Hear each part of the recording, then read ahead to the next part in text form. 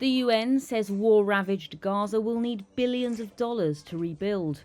Israel and Hamas have now agreed to a ceasefire deal, but it is unclear when rebuilding efforts might begin and how they would be funded. After 15 months of conflict, here's a breakdown of the destruction in the Palestinian enclave. The Hamas attack on Israel on October 7, 2023 killed 1,200 people, according to Israeli tallies. Gaza's health ministry says Israel's retaliation has killed more than 46,000 people. Gaza has been reduced to 46 million tons of rubble. The UN warned last year that removing it would take 14 years and cost $1.2 billion. The rubble likely holds human remains. The Palestinian Ministry of Health estimated in May that 10,000 bodies were missing under the debris.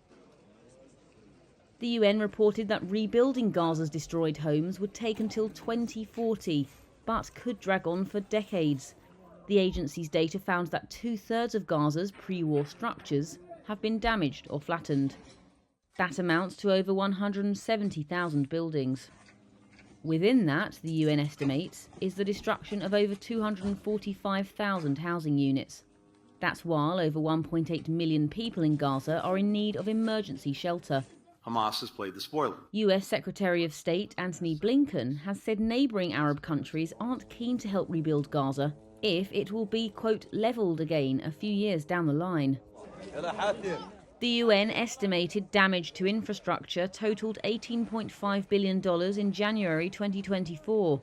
This included destruction of government buildings, hospitals, schools, universities and mosques. An update a year later showed that less than a quarter of the pre-war water supplies were available, while at least 68% of the road network has been damaged. Hunger is widespread in the devastated enclave. Yet, UN satellite images reveal over half of Gaza's agricultural land has been degraded by conflict. In 2024, the international agency found that over 95% of the enclave's remaining cattle had been slaughtered or died since the conflict began.